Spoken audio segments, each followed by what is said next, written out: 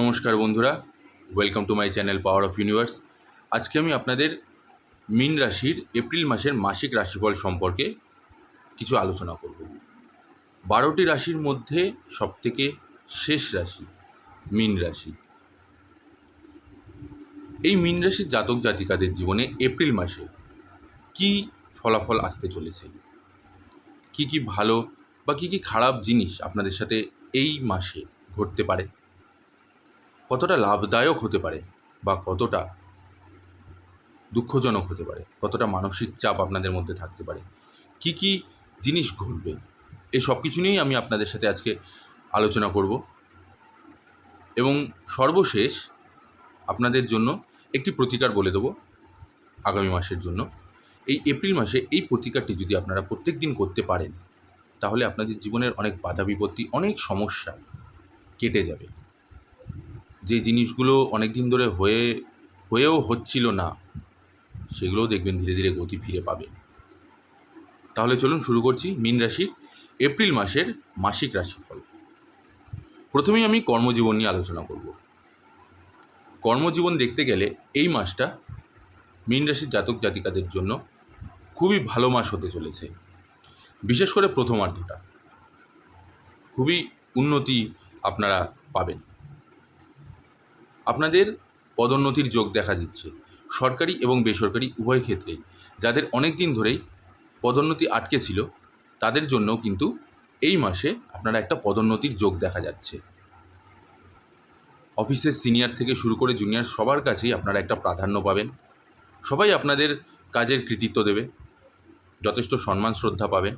এছাড়াও যারা এই মাসে বেকার, যেসব জাতক জাতিকারা যারা চাকরির জন্য অনেক দিন ধরেই চেষ্টা করছেন, তাদেরও কিন্তু এই মাসে চাকরির একটা যোগ দেখা যাচ্ছে। তবে আমি আবারও বলছি যে আপনারা যেখানে ইন্টারভিউ দিতে যাবেন বা যেখানে আপনারা কাজের জন্য নিজেদেরকে অ্যাপ্লাই করতে যাচ্ছেন, সেই জায়গাটায় নিজেদেরকে যথেষ্ট প্রস্তুত হয়ে যেতে হবে। সম্পূর্ণটা কিন্তু ভাগ্যের ওপরে বা কপালের ওপরে ছেড়ে দিলে হবে না, বা ঈশ্বরের হাতেও ছেড়ে দিলে হবে না। নিজেদেরকেও অনেকটা করতে হবে। নিজেদেরকে 99% বা নিজেদেরকে সম্পূর্ণ 100%, আপনার 100% আপনি আপনার মতন করে দিন। তারপরে দেখুন, অবশ্যই আপনি ভালো ফল পাবেন। সেই জন্য বলছি, যারা বেকার যুবক যুবতী আছেন এই মাসে, তাদের কিন্তু একটা চাকরির যোগ রয়েছে। নিজেদের যোগাযোগ মাধ্যম বাড়ান, অবশ্যই একটা কোনো না কোনো ভালো জায়গায় আপনারা কাজে জুড়ে যাবেন। যারা ব্যবসায়ী আছেন তাদের জন্য এই মাসটা একটু চ্যালেঞ্জের মুখোমুখি হতে পারে। আপনাদের আয় সেই অনুযায়ী হবে না এই মাসে। ব্যয়ের বৃদ্ধিটা একটু অতিমাত্রাই হবে। যেখানে আপনারা ইনভেস্ট করে বসে আছেন, সেখান থেকে আপনারা ভালো রিটার্ন পাবেন না। সেই সাথে যদি এই মুহূর্তে আপনারা কেউ ইনভেস্ট করার কথা ভাবছেন বা ভেবে আছেন বা ইনভেস্ট করতে চলেছেন, তাদের বলবো এই মুহূর্তে সেই ইনভেস্টমেন্টকে স্থগিত রাখতে। নতুবা এর ফল আপনারা পাবেন না, ভালো ফলটা পাবেন না। আপনার টাকা হয়তো আটকে গেল, সেরকম একটা সমস্যা আপনাদেরকে দেখতে হতে পারে। সেই জন্য যারা ব্যবসায়ী আছেন তাদেরকে আবারও বলছি, যথেষ্ট চ্যালেঞ্জ আপনাদেরকে ফেস করতে হতে পারে। মাথা ঠান্ডা রেখে ব্যবসায় এগিয়ে যান, নইলে অনেকটা ধাক্কা আপনাদেরকে সহ্য করতে হবে। এবার আমি বলবো মীন রাশির শিক্ষার্থীদেরকে নিয়ে। যারা শিক্ষার্থী আছেন তাদের জন্য এই মাসটা যথেষ্ট সমস্যার মধ্যে যেতে পারে। আপনাদের পড়াশোনার মধ্যে একাগ্রতা আনতে হবে, মনোনিবেশ করতে হবে, নতুবা যথেষ্ট বড় রকমের সমস্যার সম্মুখীন আপনাদেরকে হতে হবে। যারা উচ্চশিক্ষায় নিজেদেরকে নিয়োজিত করেছেন তাদের জন্য এই মাসটা প্রথমার্ধে একটু চ্যালেঞ্জ আছে। দ্বিতীয়ার্ধ থেকে শেষার্ধ আপনাদের জন্য যথেষ্ট ভালো যাবে। সেই মুহূর্তে আপনারা আপনাদের মনের ইচ্ছা পূরণ করতে পারবেন, আপনারা সফল হবেন। আপনারা যেই সিদ্ধান্তে এগোচ্ছেন উচ্চশিক্ষার দিকে, সেই সিদ্ধান্তে আপনারা যথেষ্ট সফলতা লাভ করবেন। তবে আবারও বলছি, যারা শিক্ষার্থী আছেন তাদের এই মাসটা কিন্তু যথেষ্ট চ্যালেঞ্জের মুখোমুখি হতে হবে, কঠোর পরিশ্রম করতে হবে, নতুবা আপনাদের যথেষ্ট বাজে রকমভাবে সমস্যার সম্মুখীন হতে হবে। এবার আমি আপনাদের প্রেম সম্পর্ক এবং দাম্পত্য জীবন নিয়ে আলোচনা করব। যারা প্রেম সম্পর্কের মধ্যে আছেন তাদের জন্য, এবং যারা বিবাহিত দম্পতি আছেন, যেসব জাতক জাতিকারা, তাদের জন্য উভয়ের ক্ষেত্রে এই মাসটা খুবই খারাপ যেতে চলেছে, খুবই চ্যালেঞ্জের মুখোমুখি হতে হবে। প্রেম সম্পর্কে যারা আছেন তাদের মধ্যে মাথা ঠান্ডা রেখে এগোতে হবে। মাথা ঠান্ডা রেখে সমস্ত বিচার বিবেচনা করতে হবে, কারণ আপনাদের প্রেম সম্পর্কে বিচ্ছেদের যোগ আসছে। তাই একে অপরকে কোনোরকম কোনো কটু কথা বলার আগে বা কোনোরকম কোনো কথা যা আপনাদের হৃদয় আঘাত করতে পারে বা খুবই খারাপ লেগে যেতে পারে, সেই সব ধরনের কথা অ্যাভয়েড করা উচিত এই মুহূর্তে। নতুবা কিন্তু আপনাদের এই মাসে বিচ্ছেদের যোগ রয়েছে।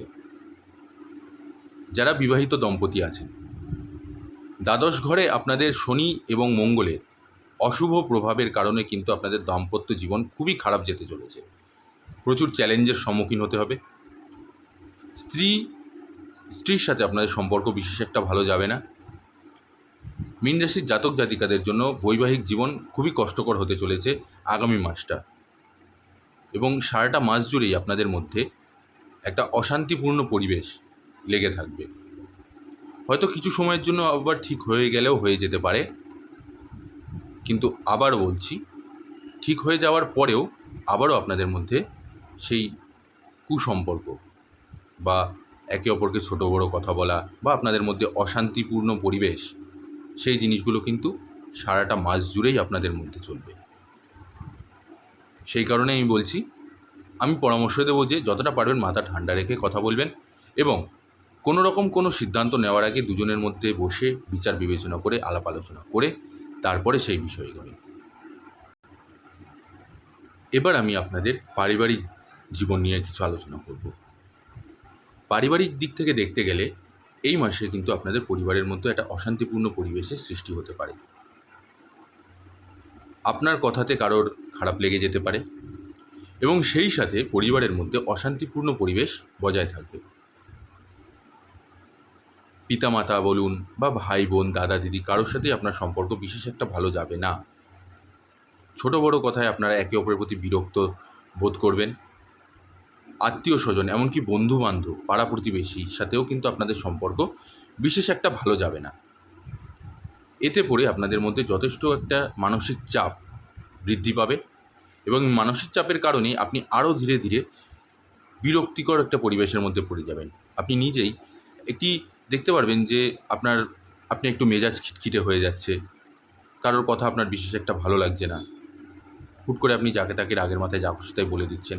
এই ধরনের পরিবেশগুলো কিন্তু আপনার মধ্যে থাকবে, এবং পরিবারের মধ্যেও এই সমস্যাগুলো দেখা দেবে। স্বাস্থ্য নিয়ে এবার আমি আলোচনা করব। স্বাস্থ্যের দিক থেকে দেখতে গেলে পিতার স্বাস্থ্য নিয়ে আপনার একটু চিন্তার কারণ আছে। পিতার যদি কোনো রকম কোনো পুরনো রোগ ব্যাধি থেকে থাকে, সেই রোগ ব্যাধিটি এই মাসে কিন্তু আবার চাঙার দিয়ে উঠবে। যদি ট্রিটমেন্ট না করানো হয়ে থাকে বা সেরকমভাবে যদি না করানো হয়ে থাকে, তাহলে বলবো গাফিলতি না করে যত তাড়াতাড়ি সম্ভব ডাক্তারের কাছ থেকে গিয়ে পরামর্শ নিন এবং ডাক্তার দেখান, নতুবা এর জন্য আপনাকে যথেষ্ট বড় একটা খেসারত দিতে হতে পারে। পিতার স্বাস্থ্য কিন্তু যথেষ্ট বাজেভাবে অবনতি দেখা দিচ্ছে। এছাড়া আপনার সন্তান বা আপনার স্ত্রী, মা, সবার স্বাস্থ্যই যথেষ্ট ভালো থাকবে। তবে শ্বশুরবাড়ির দিক থেকে কোনো একজনের স্বাস্থ্যের খুবই বাজে রকমভাবে অবনতি দেখা দিচ্ছে, এবং তার জন্য অস্ত্রোপচারও হতে পারে শ্বশুরবাড়িতেই। আপনার স্বাস্থ্যের মোটামুটি ভালো থাকবে, তবে আপনার স্বাস্থ্যে গোড়ালি বা হাঁটুর ব্যথা, এই দুটো আপনাকে ভোগাবে। যদি আগে থেকেই এই জিনিসগুলো হয়ে থাকে, তাহলে এই মাসে আরও বেশিভাবে ভোগাবে। নতুবা আপনার গোড়ালির ব্যথা কিন্তু এই মাসে বেশিভাবেই আপনাকে এই চাগার দিয়ে উঠবে। এই ছিল আপনাদের এই মাসের মীন রাশির এপ্রিল মাসের মাসিক রাশিফল। সমস্যা প্রচুর পরিমাণে রয়েছে, কিন্তু সেই সমস্যার একটি সমাধানও আছে। সমাধানটি কি, সে প্রতিকারটি আমি আপনাদেরকে বলে দেব, এবং সেই জন্যেই আমি আপনাদের সাথে এই বিষয় নিয়ে আলোচনা করছি। প্রতিকারটি খুবই সামান্য।